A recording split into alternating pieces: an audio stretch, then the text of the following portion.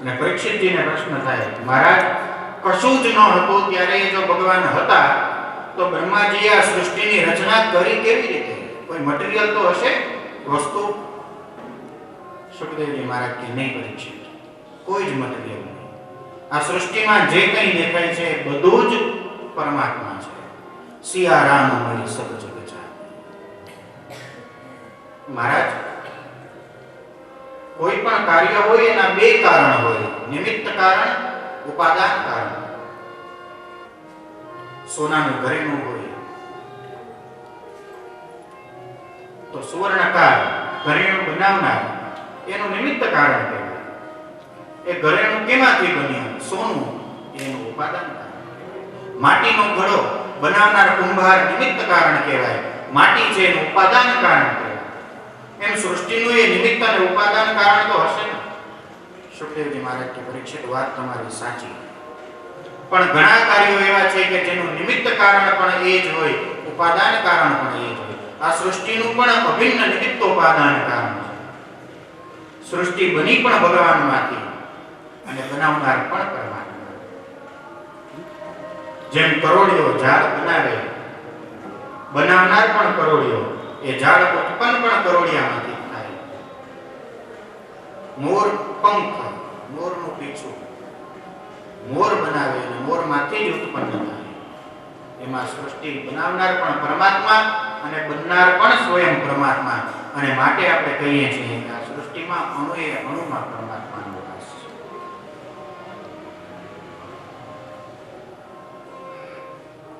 સુખદેવજી મહારાજ પરીક્ષિતજીને વિદુર ચરિત્રની કથા સંભળાવે, મૈત્રેય અને વિદુરજીનો સંવાદ સંભળાવે. સૃષ્ટિ વિષયક પ્રશ્ન. મહારાજ બ્રહ્માજી દ્વારા સૃષ્ટિનું કાર્ય આગળ કેવી રીતે વધ્યું? સુખદેવજી મહારાજ સમજાવે, પરીક્ષિત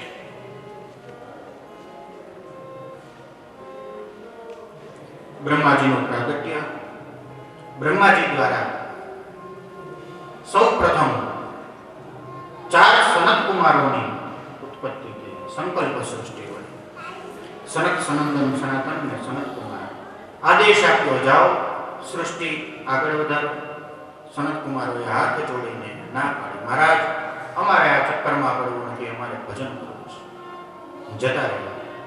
ક્રોધ આવ્યો, બ્રહ્માજીની ભૃકુટીનું ભેદન કરીને ક્રોધ સાક્ષાત મહારુદ્ર રૂપે પ્રગટ થયો. આદેશ આપ્યો, સૃષ્ટિનું સર્જન કરો, જેવી આજ્ઞા મહારાજ. અને જોત જોતામાં ભગવાન રુદ્રએ ભૂત, પ્રેત, પિશાચ, ડાકીની શાકીનીઓની સૃષ્ટિનું સર્જન કર્યું. બ્રહ્માજી હાથ જોડ્યા, બસ મહારાજ ખૂબ સુંદર સૃષ્ટિની રચના કરી, આપ ભજન કરો, હવે આવી સૃષ્ટિ મારે નથી. બોલે મહારાજ, જેવી આપની ઈચ્છા. ભગવાન ભોળાનાથ પણ સમાધિમાં મગ્ન થયા.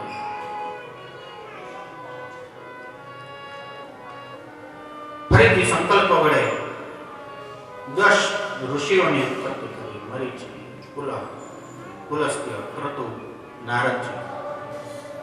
પોતાની છાયાથી કર્દમ ઋષિનું પ્રાગટ્ય કર્યું.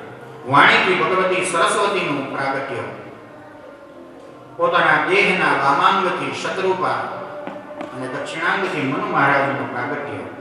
અને એમના સંતાનો વડે આ સૃષ્ટિક્રમ આગળ વધ્યો. સૃષ્ટિનો ક્રમ આગળ વધે, વિઘ્ન આવ્યું. હિરણ્યાક્ષ નામનો દૈત્ય પૃથ્વીને રસાતલની અંદર લઈ જાય. ભગવાનને પ્રાર્થના કરે, મહારાજ સૃષ્ટિ કાર્યમાં વ્યવધાન આવ્યું છે. બ્રહ્માજીના નાસારંધ્રમાંથી સ્વયં ભગવાન નારાયણ વરાહ અવતાર ધારણ કરે. બોલો વરાહ ભગવાન. જોત જોતામાં પર્વતાકાર દેહ ધારણ કરે. રસાતલમાં જઈ હિરણ્યાક્ષનો વધ કરી અને ભગવાન વરાહ પૃથ્વીનો ઉદ્ધાર કરે. સૃષ્ટિનો ક્રમ આગળ વધે. મનુ અને શત્રુપાને ત્યાં 5 સંતાન થાય, 3 કન્યા અને 2 પુત્ર. આકુતિ, દેવહૂતિ અને પ્રસૂતિ 3 કન્યા, 2 પુત્રો પ્રિયવ્રત અને ઉત્તાનપાદ.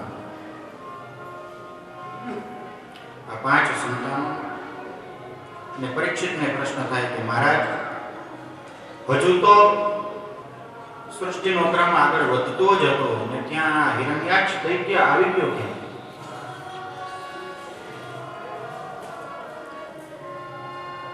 સુખદેવજી મહારાજે વર્ણન કશ્યપ મુનિની અનેક પત્નીઓ દિતિ, અદિતિ, દનુ, એમાંના દિતિના બધા પુત્રો દૈત્ય થયા, અદિતિના સંતાનો દેવતાઓ થયા. એક વખતની વાત, સૂર્યાસ્તનો સમય. દિતિ છે કશ્યપ મુનિ પાસે રતિ યાચના કરે. કશ્યપ મુનિ સમજાવે છે સાયંકાળનો સમય છે, સંધ્યાવંદનનો સમય છે. અત્યારે ભગવાન આશુતોષ ભોળાનાથ પોતાના અનુચરોની સાથે ભ્રમણ કરતા હોય, આ રતિ યાચનાનો સમય નથી. સાયંકાલે સૂર્યાસ્ત સમયે અમુક કાર્ય ન થાય, નિષિદ્ધ છે.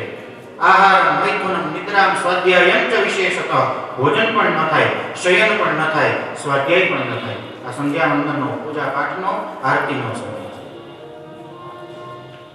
દિતિ માને કશ્યપ મુનિ એમનો સંકલ્પ પૂર્ણ કરે, પશ્ચાતાપ થાય. દિતિ, આપે અપરાધ કર્યો છે, ફળ તો ભોગવવો પડશે. આપને ત્યાં 2 સંતાન થશે, પણ બંને અસુર થશે, દૈત્ય થશે. ગઈકાલની કથામાં આપણે શ્રવણ કરેલું. સનત કુમારો ભગવાનના દર્શન કરવા જાય, જય વિજય રોકે, શાપ આપી દે, 3 જન્મ સુધી તમને આસુરીઓની પ્રાપ્ત થાય. એમાંનો પ્રથમ જન્મ જય અને વિજયનો દૈત્ય તરીકે હિરણ્યાક્ષ અને હિરણ્યકશિપ.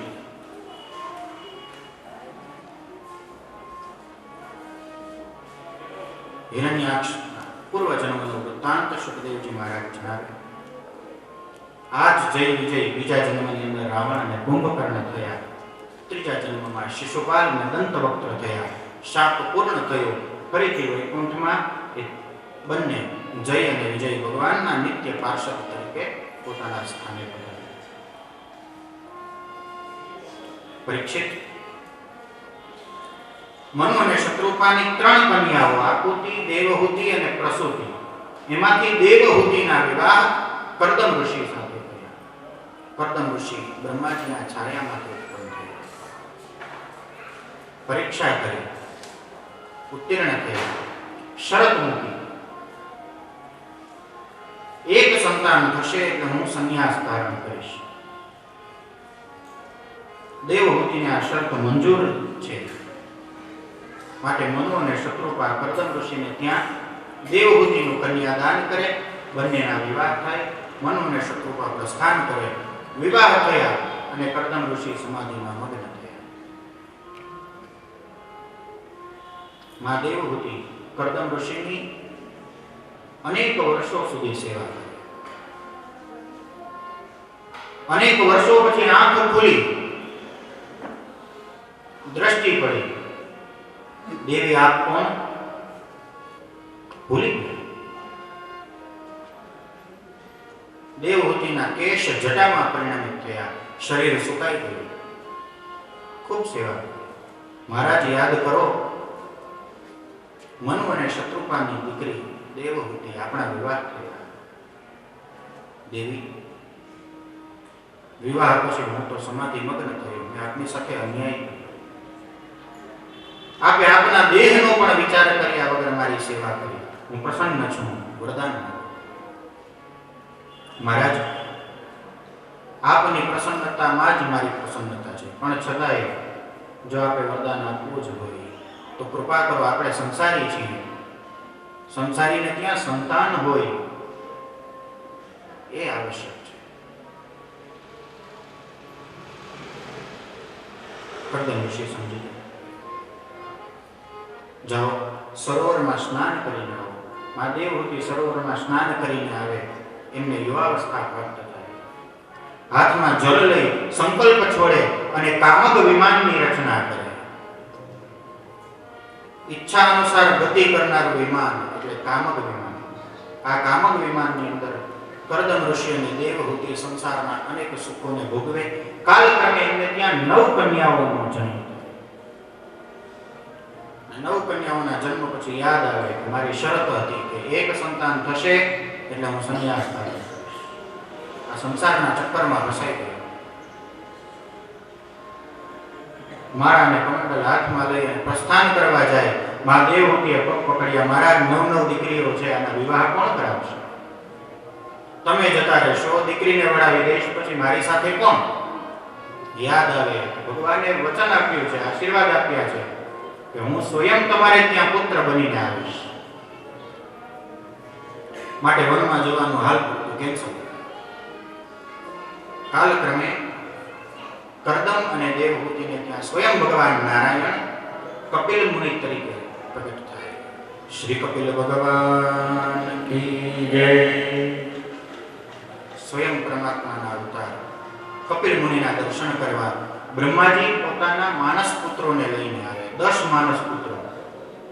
એમાંના નારદજી નારાયણ કરતા પરિભ્રમણ કરવા ચાલ્યા ગયા. 9 પુત્રો વધ્યા. 9 પુત્રોને સાથે લઈ બ્રહ્મ દર્શન કરે, પરિક્રમા કરે. કરદમ ઋષિને વિનંતી કરે કે મહારાજ, આપને ત્યાં 9 કન્યાઓ, મારા 9 માનસ પુત્રો, આપને યોગ્ય લાગે તો કન્યાદાન કરો. કરદમ ઋષિ પણ આની જ રાહ જોતા હતા કે પુત્ર સંતાન પ્રાગટ્ય થયું છે, 9 કન્યાઓના વિવાહ થાય પછી મારાથી વનમાં જવાય. 9 કન્યાઓના બ્રહ્માજીના 9 માનસ પુત્રોને કન્યાદાન આપે. વિવાહ સંપન્ન થાય. બ્રહ્માજી પોતાના સંતાનોને પુત્ર વધુઓ સાથે પ્રસ્થાન કરે. કરદમ ઋષિ જાણે છે કે સ્વયં ભગવાન નારાયણ કપિલ મુનિ તરીકે મારે ત્યાં પ્રગટ થયા છે. નમસ્કાર કરે, પ્રાર્થના કરે અને પછી વનમાં પ્રસ્થાન કરે. આ જ ભૂમિ કપિલ આશ્રમ છે. કપિલ મુનિ પણ પિતા કરદમની જેમ મોટા સમય સુધી, લાંબા સમય સુધી સમાધિમાં મગ્ન રહ્યા.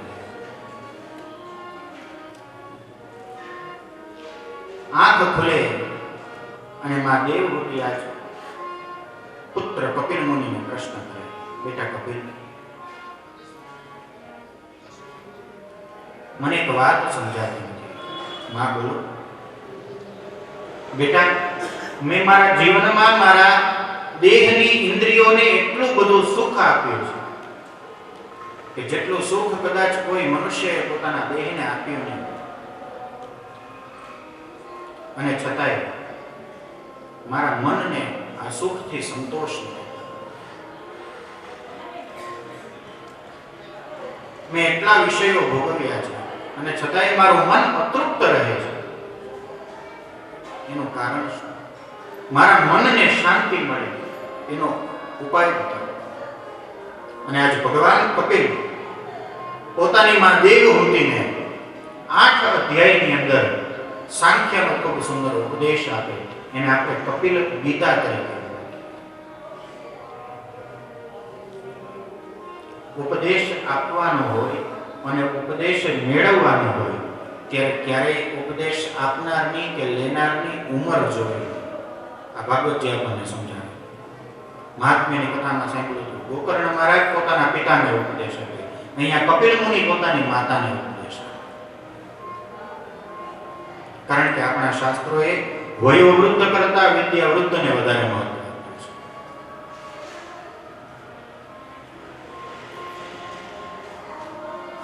અને જ્યાં ભગવાને યુધિષ્ઠિરને ઉપદેશ આપ્યો ને ક્ષત્રિય ધર્મનો, પછી એવું લાગ્યું કે યુધિષ્ઠિરને આ વાત ગળે નહીં ઉતરે, સમજાશે નહીં. કેમ? કારણ કે યુધિષ્ઠિર હંમેશા મને નાનો ભાઈ કહીને બોલાવે છે. નાના ભાઈ, આમ કરી નાખો, નાના ભાઈ અહીં આવો. એટલે યુધિષ્ઠિરને સમજાય કે એના માટે મારે કોઈક વયોવૃદ્ધની જરૂર પડશે. માટે ભીષ્મ પિતામહ પાસે કપિલ મુનિ મા દેવહૂતિને સાંખ્યનો ખૂબ સુંદર ઉપદેશ. માં, સંસારના સમગ્ર વિષયો અપૂર્ણ છે અને અપૂર્ણની ઉપાસના કરો, અપૂર્ણની આરાધના કરો તો મનને ક્યારેય સંતોષ પ્રાપ્ત ન થાય. અપૂર્ણતાનો જ અનુભવ પ્રાપ્ત થાય. તમારે પૂર્ણત્વને પ્રાપ્ત કરવું હોય, પૂર્ણતાનો અનુભવ મેળવવો હોય તો પૂર્ણનું આરાધન કરવું પડે. આ સંસારમાં પૂર્ણ કોણ છે? માત્ર પરમાત્મા. પૂર્ણમદ પૂર્ણમિદં પૂર્ણાત પૂર્ણમુદચ્યતે પૂર્ણસ્ય પૂર્ણમાદાય પૂર્ણમેવાવશિષ્યતે. પૂર્ણનું આરાધન કરો ને તો પૂર્ણતાનો અનુભવ પ્રાપ્ત થાય. સંસારના વિષયોની પાછળ દોડો ને તો અપૂર્ણતાનો જ અનુભવ થતો રહે. જેમ અગ્નિની અંદર કાષ્ઠ પધરાવી રાખવાથી અગ્નિને જીતી ન શકાય, અગ્નિ વધતો જ રહે, એમ દેહને જેટલું સુખ આપો ને એટલી સુખ મેળવવાની ઈચ્છા વધતી રહે, ત્યારે સંતોષ પ્રાપ્ત થાય. 8 અધ્યાયમાં સાંખ્યનો સુંદર ઉપદેશ.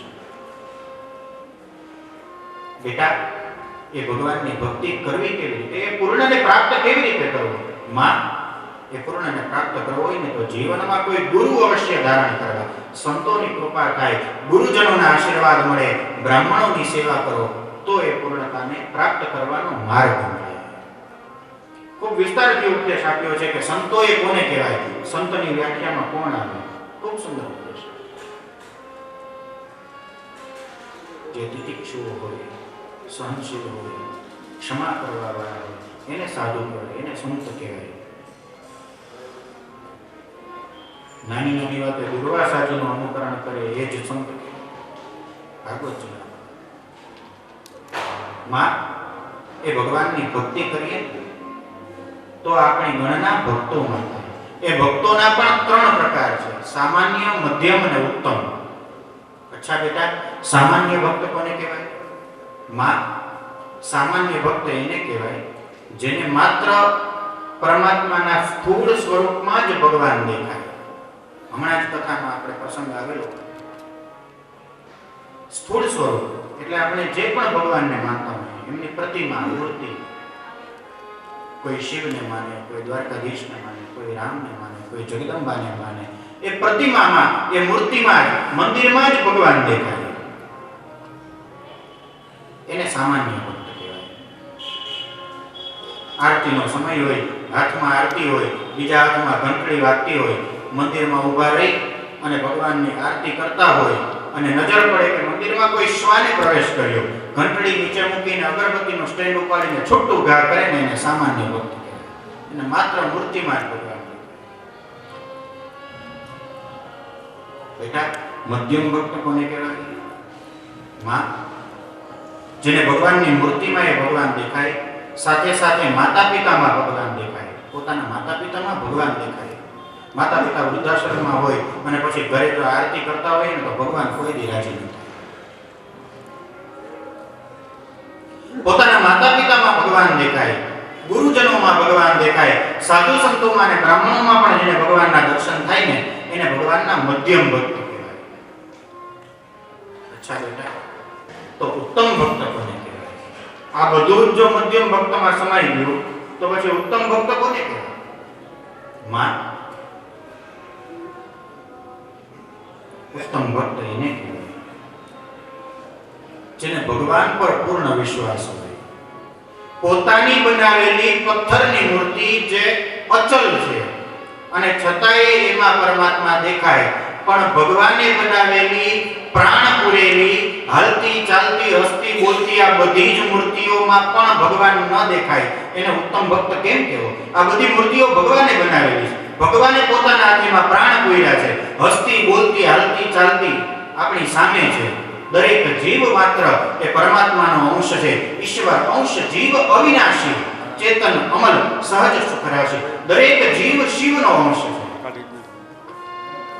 દરેક જીવમાં જ્યારે પરમાત્મા દેખાય ને માં, ત્યારે એ ભક્તને ઉત્તમ ભક્ત કહેવાય. ઘરેથી બહાર નીકળ્યા પછી બીજાને છેતરીએ, છલ કપટ, રાગ દ્વેષ રાખીએ તો પરમાત્માની બનાવેલી મૂર્તિ સાથે આપણે છળ કપટ કરીએ અને પછી પાછા ભગવાનને એમ કહીએ કે તેરા તુજકો અર્પણ ક્યાં લાગે મેરા, તો પછી ભગવાનને સામે એમ જ કહે કે કરેલા ભોગો તેરા તુજકો અર્પણ.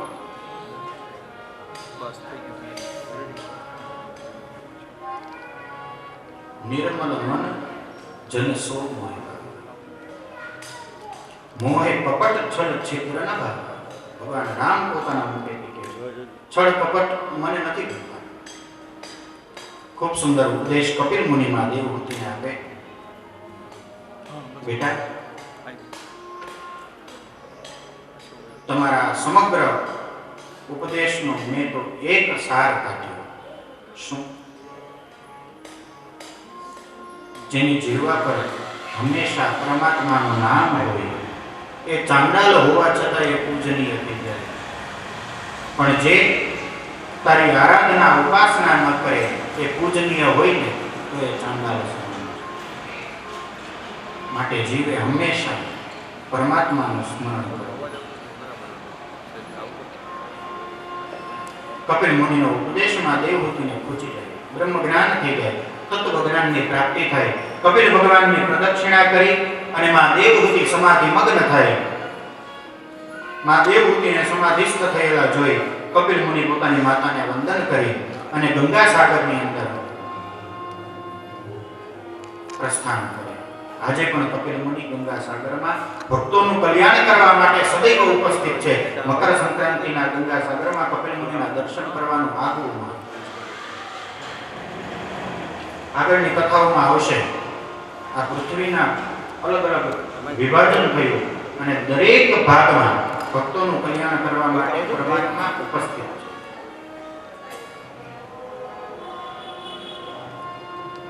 સુખદેવજી મહારાજ મનુ અને શત્રુપાના 3 કન્યા સંતાન આકૃતિ, દેવહૂતિ અને પ્રસૂતિની કથાઓનું વર્ણન કરે. પરીક્ષિત મનુ મહારાજની વચ્ચેની દીકરી દેવહૂતિ અને એમના વંશની, એમને ત્યાં કપિલ મુનિનું પ્રાગટ્ય, એમની કથા મેં તમને જણાવી. મોટી દીકરી આકૃતિ, એમના વિવાહ રુચિ પ્રજાપતિ સાથે થયા. એમને ત્યાં ભગવાન યજ્ઞ નારાયણ પ્રાગટ્ય. શ્રી યજ્ઞ નારાયણ ભગવાન કી જય. મનુ અને શત્રુપાની ત્રીજી દીકરી, નાની દીકરી પ્રસૂતિ. એ પ્રસૂતિના વિવાહ દક્ષ પ્રજાપતિ સાથે. એમને ત્યાં 16 કન્યા સંતાન, 16 કન્યાઓનો જન્મ. 16 માંથી 13 કન્યાઓના વિવાહ ધર્મ સાથે થયા. તેમાંથી મૂર્તિ નામની કન્યા, એમને પુત્ર રૂપે ભગવાન નર નારાયણ પ્રગટ થયા. આજે પણ બદ્ર વિશાળ ધામમાં ભક્તોનું કલ્યાણ કરવા ભગવાન નર નારાયણ સદૈવ દર્શન આપે છે. શ્રી નર નારાયણ ભગવાન કી જય. 13 કન્યાઓના વિવાહ ધર્મ સાથે. 14મી કન્યા સ્વાહા, એમના વિવાહ અગ્નિ સાથે થયા. માટે આપણે યજ્ઞ કરીએ ને આહુતિ આપીએ તો સ્વાહા બોલીને આહુતિ. 15મી કન્યા સ્વધા, એમના વિવાહ પિતૃઓ સાથે થયા. પિતૃઓને જલની અંજલિ આપીએ ત્યારે સ્વધા બોલવું. અને 16મી કન્યા સતી, એમના વિવાહ મહાદેવ સાથે થયા. આ સતીને ત્યાં કોઈ સંતાન ન, કારણ એમણે પોતાના પિતાને ત્યાં દક્ષના યજ્ઞમાં દેહ ત્યાગ કરેલો. પરીક્ષિતને આશ્ચર્ય, મહારાજ સાક્ષાત મહાદેવ સાથે વિવાહ થયા, એ સતીએ પોતાના પિતાને ત્યાં દેહ ત્યાગ શા માટે કર્યો? અને જવાબમાં સુખદેવજી મહારાજ પરીક્ષિતને સંપૂર્ણ સતી ચરિત્ર વિસ્તાર. પરીક્ષિત, એક વખતની વાત, દક્ષ પ્રજાપતિએ ખૂબ સુંદર યજ્ઞનું આયોજન કર્યું.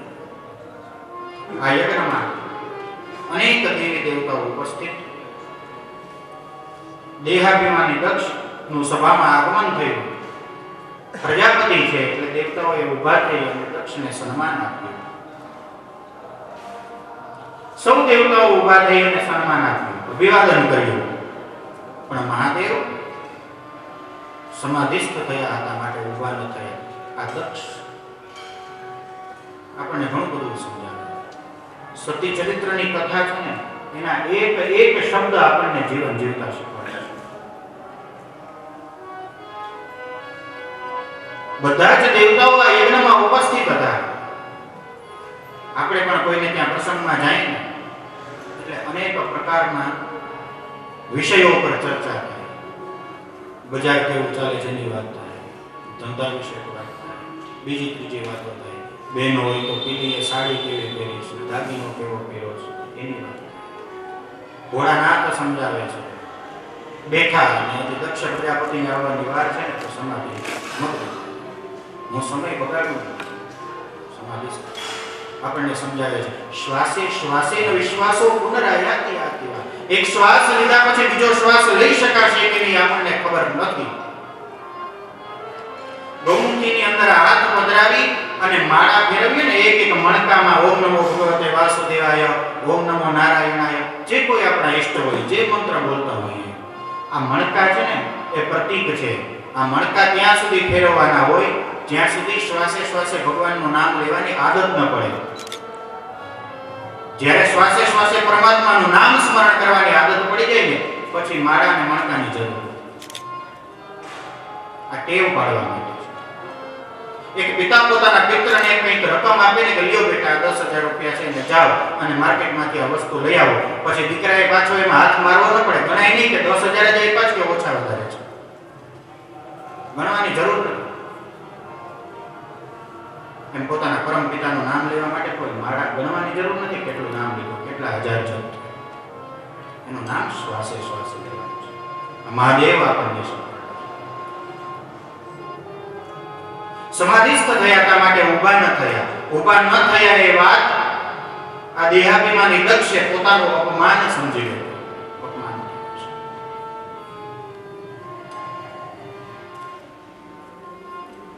અરે આને તો ખાસ ઊભું થવું જોઈએ, મારો જમાઈ છે.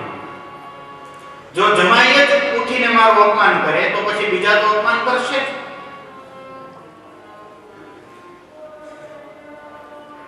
ભગવાન ભોળાનાથને કોઈ વાતની ખબર નથી અને ભરી સભામાં ભોળાનાથનું અપમાન કરે, ન કહેવાના શબ્દો. કર્તવ્યનો આનામાં વિવેક નથી અને હોય પણ ક્યાંથી? પ્રેતાવાસે શું ઘોરે શું ભૂત પ્રેત સાથે તો રહે છે, એનામાં શું વિવેક? નંદી મહારાજ ખૂબ ટોપાઈ મહાદેવ રોકે, બોલો ચૂપ રહો, શાંત રહો. જમાઈને ક્યારેક સાસરે અપમાને સહન કરવું પડે. એનો મતલબ એવો નથી કે જેમ તેમ બોલવું. એ પણ પિતા છે, પિતા તુલ્ય છે, કહી શકે એમનો અધિકાર છે. કશો જ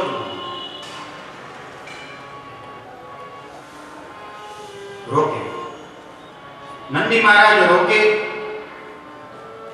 ભોળાનાથ કોઈ પ્રતિક્રિયા ના આપે એટલે દક્ષને હિંમત હોય, ઉગ્ર થાય, શાપ. મહાદેવને શાપ આપો છો, આજ પછી કોઈ યજ્ઞમાં મહાદેવને સ્થાન ના આપો. અને જ્યાં શાપ આપ્યો હવે નંદી મહારાજથી રહેવાનું એ પણ શાપ. હું કરું, હું કરી શકું એ ગર્વ છે, કરાય એનો વાંધો નહીં, પણ હું જ કરી શકું એ અભિમાન છે.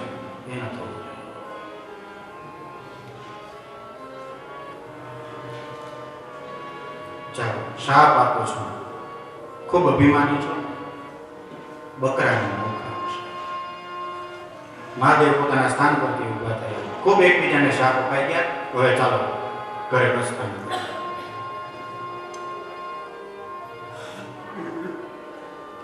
આને ભોળોનાથ કહેવાય કે શાપ આપ્યા પછી, કટુ વચન કીધા પછી પણ એક શબ્દ બોલે નહીં. આગળની કથાઓમાં પણ પ્રસંગોપાત આપણે ભગવાનના ચરિત્રને સમજવાનો પ્રયત્ન કરશું.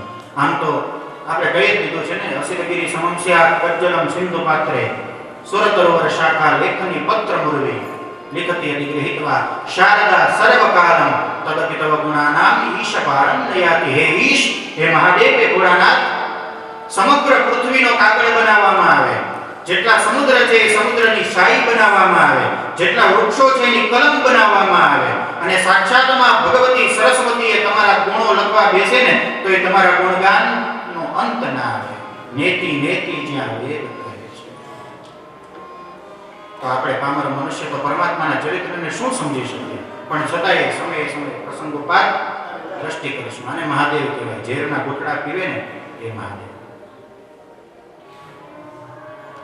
પ્રત્યક્ષ ઝેર પીવાની વાત નથી. આ સાસરે જઈને ઝેરનો ઘૂંટડો પીવ્યા એટલે મહાદેવ. એક શબ્દ નથી બોલ્યા. નંદી મહારાજે શાપ આપ્યો પણ ભોળાનાથ કે નહીં. બધાને લાગુ પડશે. આ કથા જેવી છે. જેને જેને જ્યાં લાગુ પડે ને ત્યાં સમજી લો. આમાં કોઈનું નામ ન લેવાય. વ્યાસપીઠની મર્યાદા છે. કોઈનું નામ ન લઈ શકાય.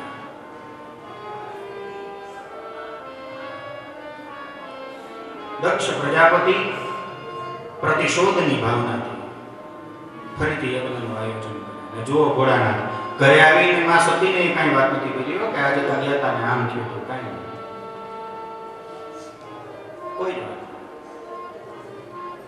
મહાદેવ સાથે બદલો લેવાના ભાવથી, પ્રતિશોધની ભાવથી પુનઃ ખૂબ મોટા એવા યજ્ઞનું આયોજન કર્યું. બધા જ દેવી દેવતાઓને આમંત્રણ આપે, આગ્રહપૂર્વક ભારપૂર્વક બોલાવે. મહાદેવને કોઈ કાર્ડ કંકોત્રીની આમંત્રણ. દેવી દેવતાઓના વિમાનો કૈલાસ પરથી પસાર થાય. આ સંસારનો નિયમ છે. અમારે જમવા જવાનું એટલે તમને આમંત્રણ નથી, પૂછવા આવે છે. આપણે કહેવું પડે કે ના આમંત્રણ તો છે પણ અમારે બીજે જવાનું છે. એમ તો ન કહેવાય ના અમને ન બોલાય. આ નિયમ છે.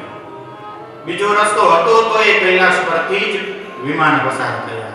ને માં સતીને આશ્ચર્ય થયું. ભોળાનાથ તો સમાધિમગ્ન બેઠા છે. રોક્યા. કઈ બાજુ? આપના પિતાને ત્યાં ખૂબ મોટા યજ્ઞનું આયોજન છે, ત્યાં જઈએ છે. તમને ખબર નથી? ક્ષોભ થયો. ના ના, અમને આમંત્રણ છે. બસ ભોળાનાથની સમાધિ ખોલી એટલે હમણાં જ આવીએ છીએ. અને હવે માં સતીને એક ક્ષણ યુગો જેવી લાગે કે ભોળાનાથની સમાધિ ક્યારે ખોલે અને ક્યારે હું મારા પિતાના ઘરે પ્રસ્થાન. એક સ્થાન પર બિરાજમાન ન થઈ શકે. આમથી તેમ પરિભ્રમણ કરે. થોડો સમય થયો, સમાધિ ખુલી, ભોળાનાથે આંખો ખોલી અને માં સતી દોડતા દોડતા ભોળાનાથ પાસે આવીને હાથ જોડીને પ્રાર્થના કરે. પ્રજાપતેસ્તે શ્વસુરસ્ય સાંપ્રતમ નિર્યાપિતો યજ્ઞ મહોત્સવ કિલ. હે ભોળાનાથ, મહાદેવ, તમને ખબર છે તમારા સસરાને ત્યાં ખૂબ સુંદર યજ્ઞનું આયોજન છે. જો આમ વાત કરે. માં સતીએ એમ નથી કીધું કે મારા પિતાને ત્યાં યજ્ઞનું આયોજન છે. તમારા સસરાને ત્યાં યજ્ઞનું આયોજન છે. પ્રજાપતેસ્તે શ્વસુરસ્ય. ભોળાનાથ, મારી બધી બહેનો પણ ત્યાં ઉપસ્થિત હશે. બધા જ દેવી દેવતાઓ પણ પ્રસ્થાન કરી ચૂક્યા છે. હવે તો પહોંચી ગયા હશે. મહાદેવ આપ સમાધિમાં બિરાજમાન હતા. હવે જલ્દી ચાલો, શીઘ્ર ઉતાવળ કરો, આપણે જઈએ, મોડું થશે. ભોળાનાથ કે દેવી, મને તો ખ્યાલ પણ નથી યજ્ઞનું આયોજન છે. કોઈ કાર્ડ કંકોત્રી આવ્યા છે? ભોળાનાથ, કોઈ આમંત્રણ પત્રિકા તો મળી નથી, કોઈ કંકોત્રી તો આવી નથી. દેવી, તો પછી આપણાથી ન જવું. મહાદેવ, કંકોત્રી નથી આવી એ વાત સાચી, પણ આપણું નિવાસ સ્થાન તો જુઓ, કૈલાસમાં આ પર્વત ઉપર. પોસ્ટમેને કદાચ રસ્તો ભૂલી ગયો, અહીંયા સુધી ન પણ પહોંચે. પણ આમંત્રણ પાઠવ્યું તો હોય જ, મોકલ્યું તો હોય. માટે ચાલો. ભગવાન સમજાવે માં સતીને, દેવી, આમંત્રણ નથી, આપણાથી આ યજ્ઞમાં જવાય.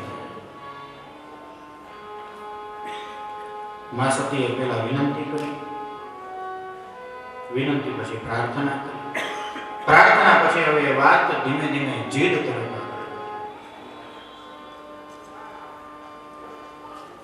ભોળાનાથ, શાસ્ત્રોમાં એવું લખ્યું છે કે અનાહુતા બિયંતિ સૌરદમ ભર્તુર ગુરોર દેહ પ્રતશ્ચ કેતનમ.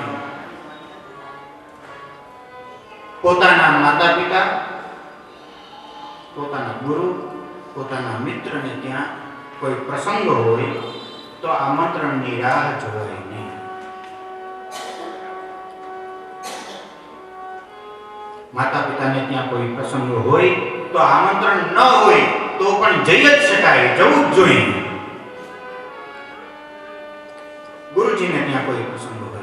શિષ્યએ જવાનું છે. આમંત્રણ મિત્રને ત્યાં પ્રસંગ હોય તો મિત્ર કંકોત્રી મોકલાવે, પછી પાછો ફોન કરે, કંકોત્રી મળી ગઈ ને કન્ફર્મ કરવું પડે, અને પાછો ફોનમાં આગ્રહ કરવો પડે, જોજો આવી જ જવાનું છે. એવું ના જવાનું છે. શાસ્ત્રો એવું કહે છે, અનાહુતા અપ્યયંતિ સવ્રતમ, આમંત્રણ ન હોય તો પણ આટલા ઘરે જઈ શકાય. માતા પિતાને ત્યાં જવાય, મિત્રને ત્યાં જવાય, ગુરુજીને ત્યાં જવાય. માટે મહાદેવ મારા પિતાને ત્યાં યજ્ઞનું આયોજન છે અને ચાલો આપણે જઈએ. ભોળાનાથમાં સતીને સમજાવે, દેવી શાસ્ત્રની વાત કહો છો એ વાત સાચી, પણ આપણે ત્યાં જવાનું નથી. અને જો મારી વાત માનશો નહીં અને જશો તો આપનું ક્યારેય કલ્યાણ થશે. ન જવાનું કારણ, અને હવે ભોળાનાથ પૂર્વ વૃત્તાંત જણાવે કે સતી એક દિવસ આવું બનેલું, હું સમાધિમાં બેઠો અને તમારા પિતાશ્રી એવું સમજી લીધું કે મેં અપમાન કર્યું. મહાદેવ એક વાત પણ, વાંક તો તમારો છે, ભૂલ તો તમારી છે. અરે મારા પિતા પ્રજાપતિ છે, કદાચ આવ્યા ઉભા થઈ ગયા હોત તો શું કહે? ચાલો કઈ વાંધો નહીં, હું મારા પિતાને કહીશ, એ તમારી માફી માંગી લેશે, વાત પૂરી. એ તો ક્રોધમાં આવેશમાં કહેવાય ગયું હોય કે મહાદેવનું સ્થાન નહીં. ભોળાનાથ તમારા વગર કોઈ યજ્ઞ થાય ક્યારે? તમે નહીં જાવ ને તો મારા પિતાનો યજ્ઞ અધૂરો રહી જશે. મહાદેવ વગર તો યજ્ઞ ન થાય. માટે ચાલો દેવી, ન જવાય.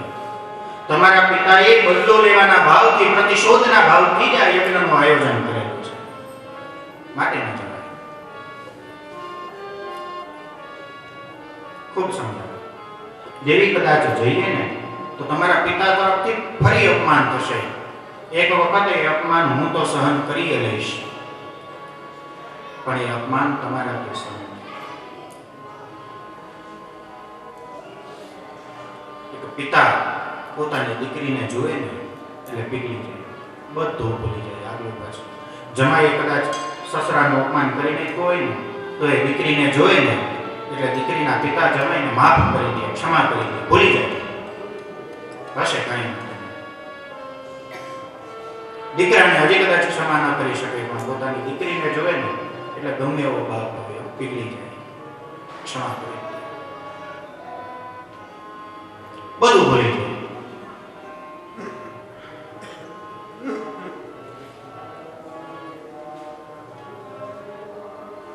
વારંવાર જીદ કરે, વિનંતી કરે, સમજાવે, મહાદેવ વારંવાર ના પાડે. દેવી, અપમાન થશે ને મારાથી તો સહન થશે, પણ તમે સહન નહીં કરી શકો. અને આ સંસારનો નિયમ છે, સ્વાના યથા વક્ર ધ્યાન વૃત્તિભિ. તીર લાગે ને, કોઈ શસ્ત્રનો પ્રહાર કરે ને તો સમય જતા એ ઘા રૂજાઈ જાય, ભૂલાઈ જાય, મટી જાય. પણ પોતાના સગા સંબંધીઓએ વાણી રૂપી જે તીર માર્યા હોય ને, જીવનના અંતિમ શ્વાસ સુધી ક્યારેય ભૂલાય નહીં. જમતા જમતા બટકું ભરાઈ જાય ને તો જીભ પર લાગેલા ઘા સમય જતા રૂજાઈ જાય, પણ જીભથી લાગેલો ઘા છે ક્યારેય રૂજાય નહીં. એમાં પણ પારકાઓએ કદાચ કંઈ કહી દીધું હોય ને તો હજુ સમયની સાથે ભૂલાઈ જાય, પણ જ્યારે પોતાના ને પોતાના કહી જાય ને, જ્યારે જ્યારે વાત કરતા હોય ને એનું કોઈ નામ પણ લે ને તો યાદ આવે કે તે દિવસે મને આમ, ક્યાંક એનો ફોટો જોઈ જાય ને તો એ યાદ આવે. ક્યારેક સુતા સુતા એ યાદ આવી જાય અને નીંદર ઉડી જાય. જીવનના અંતિમ શ્વાસ સુધી થયેલી આ વસ્તુ ભૂલાય. માટે દેવી, હું તમને ચેતવું છું, ન જાઓ. જશો ને તો અપમાન થશે ને આપનાથી સહન નહીં થાય, તમારું કલ્યાણ નહીં થાય. માટે મારી વાત મનો, આપણે ન જવાય.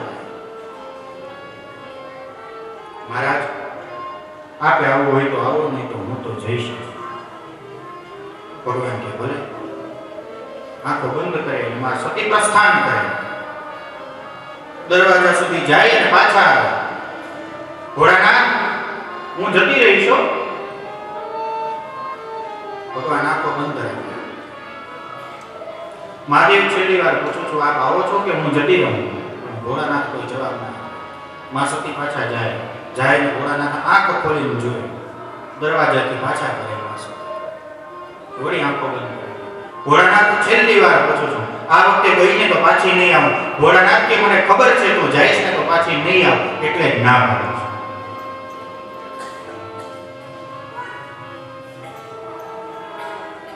મહાદેવની કોઈ પ્રતિક્રિયા નહીં, પ્રત્યુત્તર નહીં. માં સતી પ્રસ્થાન કરીને આ વખતે ખૂબ દૂર સુધી જાય. ઘોડાના આંખ ખોલીને જોવે કે આવ્યા, પણ સતી દેખાતા નથી. નંદીને આદેશ આપે, જાઓ. સતી એકલા જાય છે, સાથે જાય. નંદી મહારાજ દોડતા દોડતા પોતાના ગણોને સાથે લઈને જાય. માં આપ એકલા જાઓ છો? અમે પણ સાથે આવીએ છીએ. હર હર મહાદેવ, હર હર મહાદેવ નાદ કરતા કરતા નંદી ગણો અને માં સતી દક્ષિણે ધ્યાન થાય. ઘરે પહોંચે, બહેનો ઉપર દ્રષ્ટિ પડે, બહેનો ખૂબ પ્રસન્ન થાય. માતા પર દ્રષ્ટિ પડે, માં દોડીને આવે ને સતીને હૃદય લગાડી. પોતાના પતિને નથી ગમતું, પણ છતાંય પતિને ન ગમતું હોય તો એ માં પોતાના પતિનો વાતનો અનાદર કરીને પણ દીકરીને હૃદય લગાડી. અને માટે જ કહી શકાય, ન કહેવાય. કુપુત્રો જાય તો પચવતી માતા ન ભરે. માતા તો માતા મત હૃદય. માં સતીને હૈયાધામ, માં તો છે ને મારી, પણ છતાંય હૃદયમાં ઊંડો ઊંડો વિશ્વાસ હતો. ભલે જે કાંઈ પ્રસંગ કોઈ ન હોય, એવું તો ક્યારેક ક્યારેક થઈ જાય સંસારમાં, પણ મારા પિતા મને જોશે ને એટલે બધું ભૂલી જશે. મને પૂછશે કે જમાઈ ના પિતાશ્રી ક્યાં છે? યજ્ઞશાળા. માં સતી યજ્ઞશાળામાં જાય. દક્ષ પ્રજાપતિની સામે નજર પડે, પિતા અને પુત્રીની નજરથી નજર મળે અને દક્ષ મોઢું ફેરવે છે. જાણે દૂરથી કોઈ તીર છોડ્યો હોય એવું લાગે, છતાંય સહન કરી જાય. પિતા છે, અંદરથી કોમળ હોય પણ બહારથી કઠોર બનવાનો પ્રયત્ન કરતા હોય. સંતાનોની કોઈ ભૂલ હોય ને એને સમજાવવા માટે પિતાએ ક્યારેક કઠોર થવું હશે. કાંઈ વાંધો નહીં, મારા પિતા છે. ગમે એવું થાય તો દીકરીને બાપનું ખોટું ન લાગે, ભલે મોઢું ફેરવે. પણ જ્યાં યજ્ઞશાળામાં દ્રષ્ટિ કરે, અનેક દેવી દેવતાઓ ઉપસ્થિત છે, પણ યજ્ઞશાળામાં મહાદેવનું કોઈ સ્થાન નથી. આજ એ જ દીકરી જે અત્યાર સુધી પોતાના પિતાનો પક્ષ લેતી હતી,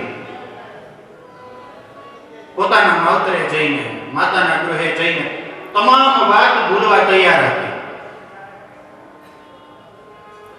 બધાને સમજાવવા તૈયાર હતી. એ જ દીકરી પોતાની માતાના ઘરે જઈને પોતાના પતિનું અપમાન સહન ન કરી શકે. પોતાના માતાના ઘરે પોતાનું અપમાન થાય ને એ દીકરી સહન કરી લે. ગમે તેવું અપમાન થાય, કોઈ પડવા ન કરે, બધા સહન કરે. પણ પોતાના માતૃગૃહે પોતાના પતિનું અપમાન એ દીકરી ક્યારેય સહન ન કરી શકે. દક્ષિણ યજ્ઞશાળામાં મહાદેવનું કોઈ સ્થાન નથી એ દ્રષ્ટિ પડી અને આજ હવે સતીને ક્રોધ આવ્યો. મહાદેવની વાત સાચી હતી, મારા સ્વામીની વાત સાચી હતી.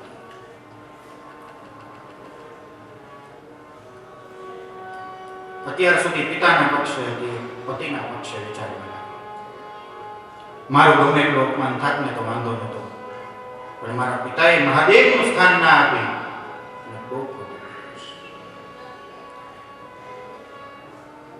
પોતાના મુખેથી પિતાનું નામ લઈને સંબોધે, દક્ષ મૂર્ખ. આ યજ્ઞશાળામાં મહાદેવને સ્થાન ના આપીને તે મોટી ભૂલ કરી છે. આનું પરિણામ ભોગવવા તૈયાર નથી.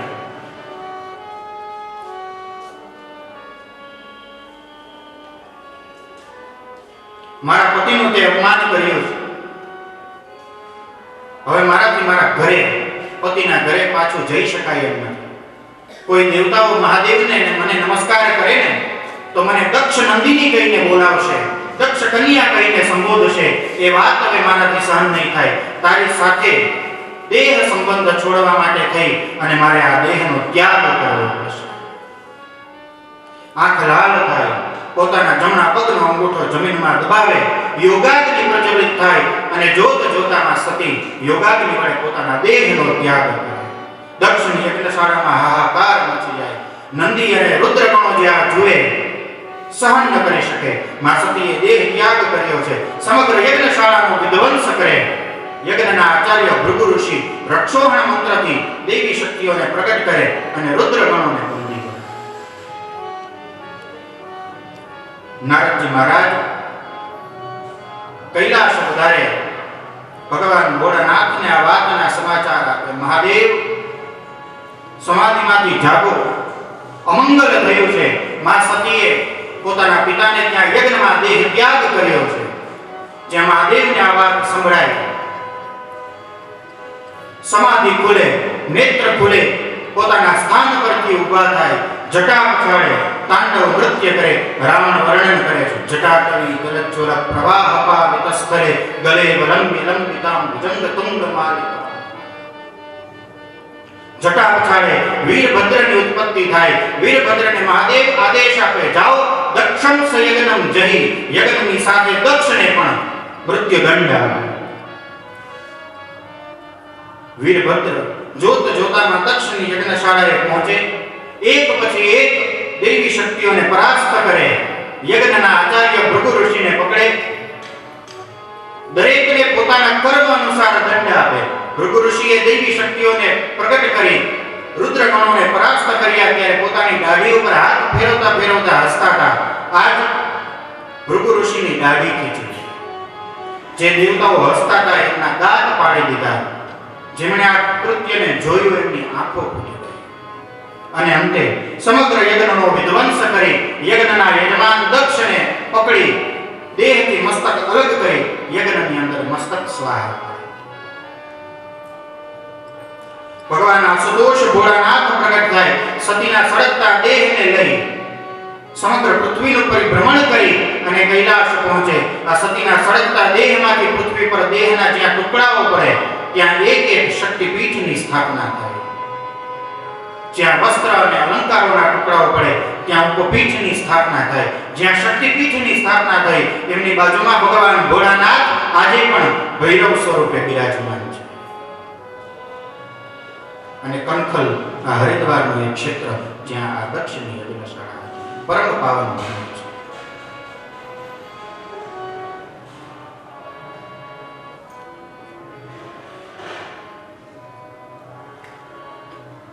દેવતાઓ દોડતા દોડતા બ્રહ્મા મહારાજ, પૃથ્વી પર આજ સુધી ન થયું હોય એવું મંગલ. બ્રહ્માજી આગેવાન થાય દેવતાઓના. ભગવાન નારાયણને પ્રાર્થના કરે. ભગવાન નારાયણ દેવતાઓને ખૂબ ઠપકો આપે. જે યજ્ઞમાં ભગવાન ભોળાનાથનું મહાદેવનું સ્થાન ન હોય ત્યાં ન જવાય. બ્રહ્માજી, ભગવાન નારાયણ અને રુદ્ર ત્રિદેવનું એકત્વનું પ્રતિપાદન કરે. અમારા ત્રણેયમાં કોઈ ભેદ નથી.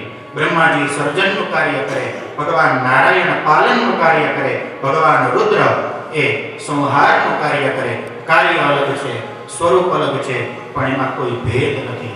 અને જે ભેદ બુદ્ધિથી ભજન કરે ને અમારું, એમને ક્યારેય ગતિ ન થાય. જે ભગવાન નારાયણને તો માને અને રુદ્રની અવહેલના કરે એમના ઉપર નારાયણ ક્યારેય પ્રસન્ન ન થાય. ભગવાનનું અપમાન કરવાનું ફળ ભોગવવા માટે એમને તૈયાર રહેવું છે. હરિવંશ પુરાણની અંદર 2 અધ્યાયની અંદર વિષ્ણુ અને રુદ્ર એકત્વ પ્રતિપાદનનું વર્ણન છે. 100 શ્લોક છે. ભાગવતજી પૂર્ણ થાય ને ત્યારે એમાં પણ આવે વૈષ્ણવા નામ યથા શિવ. ભગવાન ભોળાનાથ કૈલાશ પર્વત પર આંખ બંધ કરી અને સદૈવ ભગવાન વિષ્ણુનું સમાધિમાં ધ્યાન કરે. અને એવી જ રીતે ભગવાન નારાયણ સમુદ્રની મધ્યમાં શેષ શૈયા પર શયન કરે, આંખ બંધ કરીને ભગવાન આશુતોષ ભોળાનાથનું ધ્યાન કરે. એ બંનેમાં કોઈ ભેદ નથી. ઘણાને તો જીવન પર્યંત નક્કી જ ન થાય કે દ્વારકાધીશ ઈષ્ટ કે ભોળાનાથ ઈષ્ટ.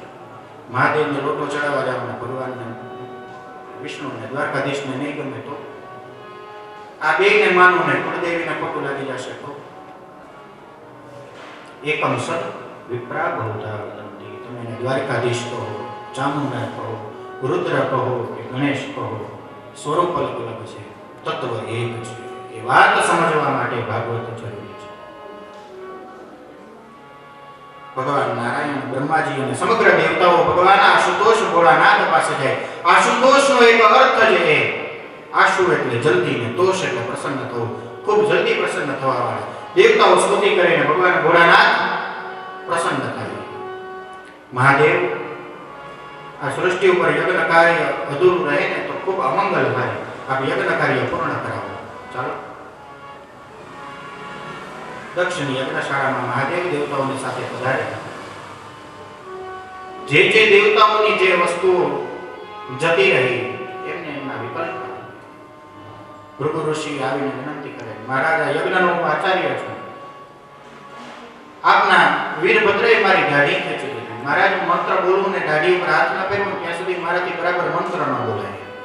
મહાદેવ કે ગઈ આખી પાછી નહીં આવી, પણ આશીર્વાદ આપું છું થોડી પાછી આવશે. એટલે ફ્રેન્ચ કટવાળા જેટલા મળે ને સમજી લેવું કે ક્યાંક ભૃગુ ઋષિના વંશજો છે. જે ઋષિઓ છે એ જ આપણા ગોત્ર થયા, કદાચ એના ગોત્રમાં ક્યાંક આવતા હશે. ફેશન દૂર થઈ. જેને આંખ નથી એને દિવ્ય દ્રષ્ટિ આપી, જેમના દાંત તૂટી ગયા એટલે દાંત પાછળ નથી તમારે જરૂર. જાઓ યજમાનને બોલાયો. દેવતાઓ વાત જોડીને કે મહારાજ ધડ છે મસ્તક તો વીરભદ્રએ યજ્ઞકુંડમાં સ્વાહા કરી દીધું. બકરાનું મુખ લાગે અને હવે પોતાની બોલી સમજાણી અને બકરાના મુખેથી દક્ષ પ્રજાપતિ ભગવાન ભોળાનાથની ખૂબ વિનંતી કરે, ખૂબ પ્રાર્થના કરે ચરણમાં બેસીને. તો ત્યારે સમજી ગયો. તો આ કથા આપણને સમજાવે છે કે દરેક વાતને સમયસર સમજી જાય. મોડું થઈ જાય પછી કઈ કામ.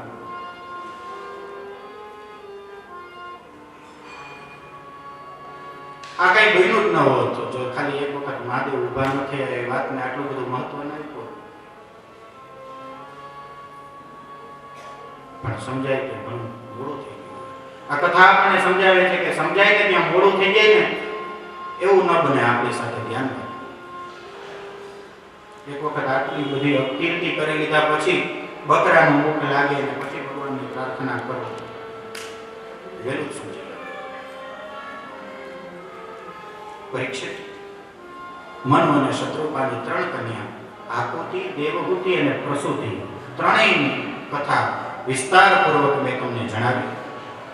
એમના 2 પુત્રો પ્રિયવ્રત અને ઉત્તાનપાદ.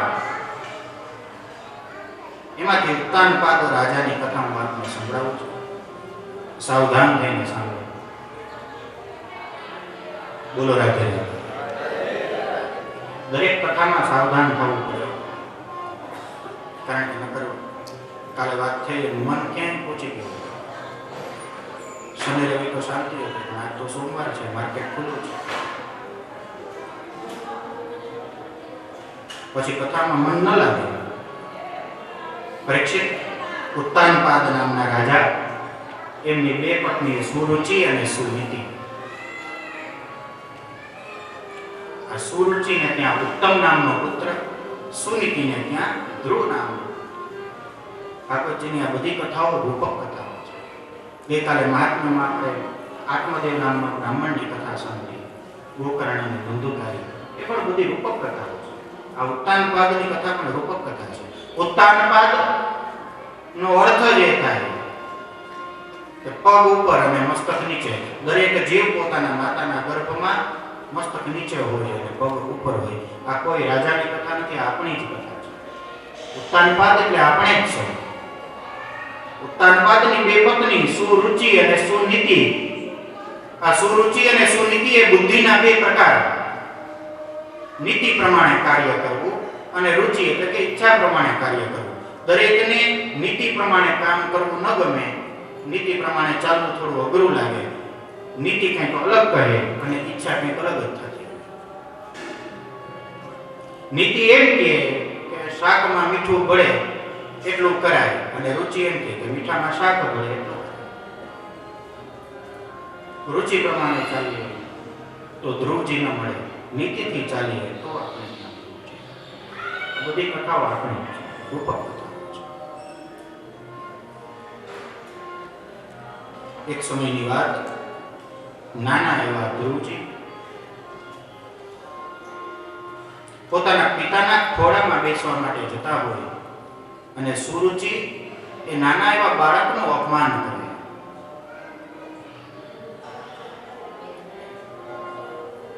રાજાના ખોળામાં બેસવું હોય ને તો તમારે મારી કુખેથી જન્મ લેવો પડે. તમારી માતા તો અણમાની છે, એ તો રાજાની સાથે રહેતી પણ નથી,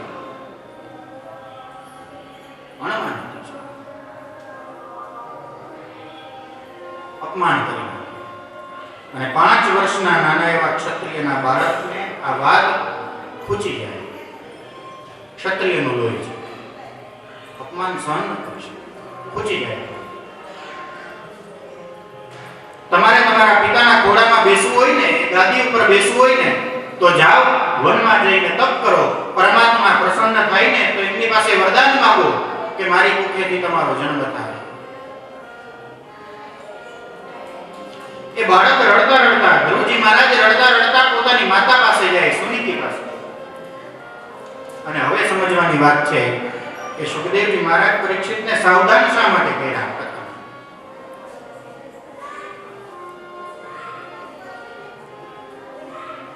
માં,